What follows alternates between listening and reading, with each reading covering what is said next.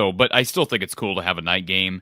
I want Illinois to be good. I know Iowa fans think it's not good for the Hawks. I get that because somebody's got to be bad. I understand that not everybody can be good. Right now, it looks like the worst team in the division is Northwestern, hands down,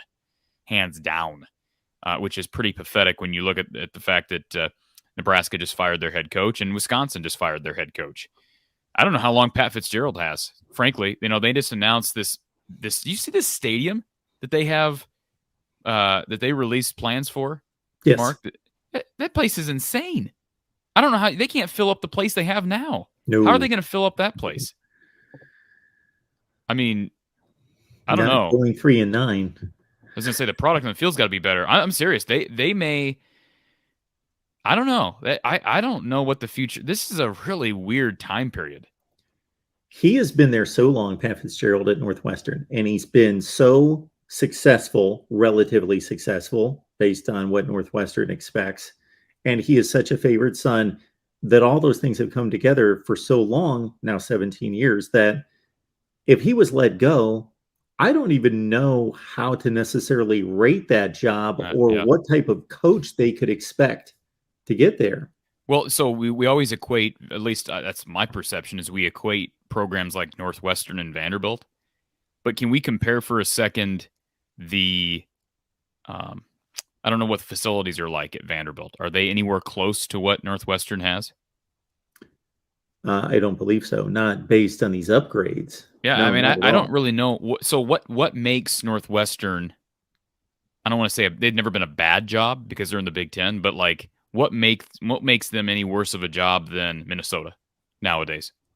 With everything they've done and they're going to do with facilities and the money coming into this conference, what makes them worse? Just their academic requirements? Is that what separates them from being able to compete on the recruiting trails? So to your point, what's been accomplished at Northwestern is at least as good as what's been accomplished at Minnesota in the last 20 to 25 years. So that's your point, and I agree with it. There's really nothing other than the argument that it's more difficult to win at Northwestern because of the academic requirements, but that hasn't necessarily played out that way. Yeah, and that's true. And so I that's obviously probably the one. I mean, I would not expect Northwestern to fire Pat Fitzgerald, mid-season like Wisconsin just did, because Wisconsin actually, has somewhat of a fair recruiting basis, if you will, whereas Northwestern's disadvantaged. But again, with all those facilities, I would think of the schools that have those extra requirements for its athletes from an education standpoint, academic standpoint. I would expect Northwestern to be able to have some flexibility with the future. I just don't know how many more bad seasons can Northwestern have. And I know we're kind of going off the rails here talking about the different teams in the West, but this is just a weird. I didn't expect this type of a year. Did you, in the West? Just very strange. Not just in the West, in college football. Had somebody served up all those firings? We've had 5 now. We've got 5 through 5 weeks of play in college football, in major college football, Power 5 coaches. So in Wisconsin, Nebraska, Georgia Tech, Colorado, and Arizona State. Okay. So none of those would have surprised me, except Paul Chryst at Wisconsin. Because if he would have told me 5 weeks ago, Paul Chryst is going to be fired after week 5, I would have thought, what was the scandal? what came out? And I even made that comment to you when I talked to you on the phone Sunday. I said, there's got to be something else going on here. Even though you don't look at Paul Chryst and think he's a guy who's going to have any off-field issues. But by all accounts, I listened to the press conference from Chris McIntosh, and is it McIntosh, I think? The AD there, and Jim Leonard. It doesn't sound like that this was for any reason other than direction of the program. They felt like the direction of the program had changed, and they made a change. Now, it's easier I talked to you on Sunday night, too, about this. It's easier for a program like Wisconsin to make that move when you recognize not only do we have a coach who's getting up there in years, probably doesn't have a ton of years left. I don't know how long Paul Chryst planned on coaching, but you also have a guy as your DC who's one of the hottest candidates in the country for head coaching jobs anyways at this level. That's the other difference. Even if somebody wanted to say that Kirk Ferentz should be fired, and I've never said that, and I'm not close to that point at all. I don't think you could be, given his recent track record, although Wisconsin might argue that. But even if you wanted to make that claim, you really can't, because Iowa does not have a Jim Leonard in waiting.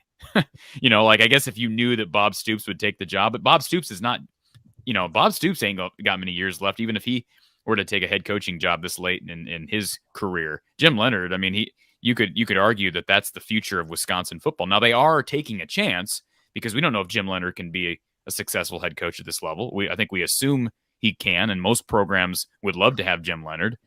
But I think this is just kind of speeding up the process for Wisconsin of what they envisioned and securing a guy in Jim Leonard. Because look, if you wait 2 years and Paul Chryst calls it quits, and regardless if you were able to sustain 8 to 9 wins a year, maybe Jim Leonard's at Nebraska or Arizona State or somewhere else, and all of a sudden you're out there with a full blown coaching search. And I know Chris McIntosh says, well, we're going to go on a full search. What else is he going to say? When he's asked that question, he's not going to say, no, it's Jim's job. I mean, like, this is the whole reason they did this during the season, is to see what can Jim do during the rest of the season. If there's any signs of upward trending, I believe that he's the man.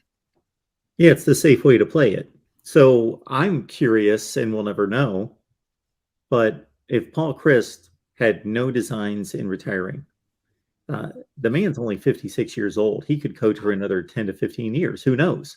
I didn't realize he was only 56, Mark. Pardon me? I didn't realize he was only 56. Yeah. That's a good point.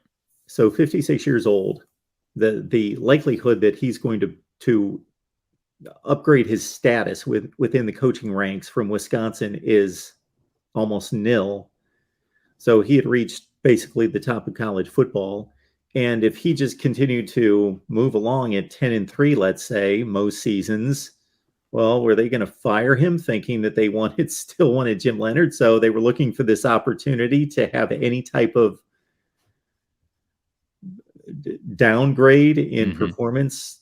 And then, like you say, that was exactly my thought, that they have the opportunity now in firing Chryst earlier, inserting Leonard, that their hopes are, I believe, to continue with Jim Leonard. But if for whatever reason they don't feel as though he performs in these final 7 games of the season, then they can still go look.